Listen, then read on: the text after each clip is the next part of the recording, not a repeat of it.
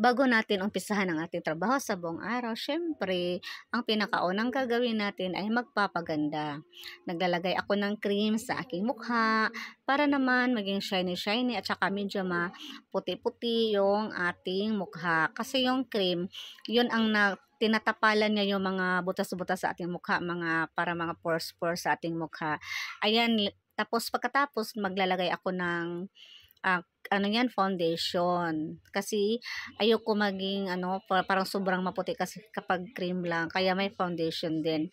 Tapos huwag natin kalimutan ang paglalagay ng foundation sa ating liig. Kasi pag hindi pantay yung kulay ng ating mukha at saka liig, para tayong mukhang camouflage. O 'di ba?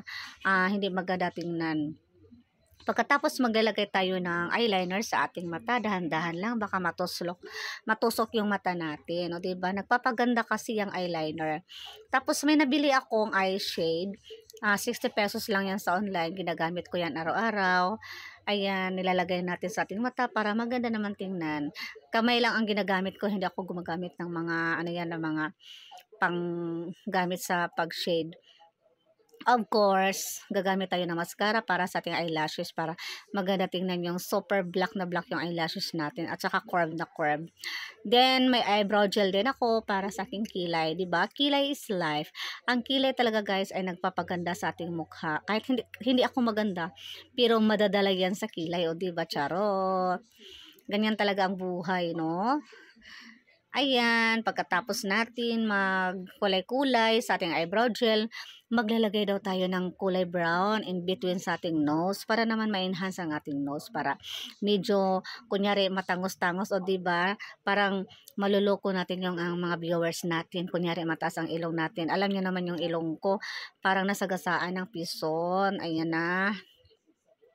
Tapos maglalagay tayo ng white shade sa gitna ng ating nose para naman mas lalong ma-enhance at saka matangos siya tingnan. Tapos yung lipstick ko, guys, nako, tilok-tilok ko na, guys, yung lipstick ko kasi naubos na. Pero okay lang, carry lang yan. Naglalagay din tayo ng 10 para naman medyo oily, parang namumo tayo sa oil, 'di ba? Mas maganda tingnan. Tapos maglalagay tayo ng pula-pula sa ating cheeks para namang sinuntok ni Pacquiao, parang galing tayo sa bakbakan, no, 'di ba? Oh, ang maganda tingnan. Feeling talaga si Madam, feeling maganda. Ayan, pasuklay-suklay pa parang hindi nag-hair fall. Ayan, oh, manipis ng buhok ni Madam kasi oldie na, o 'di ba? O sila kiri lang 'yan, mga guys. Ang importante buhi. Ayan, nagpakita si Madam. Ayan, mga guys, thank you for watching. See you sa aking next video. Bye-bye.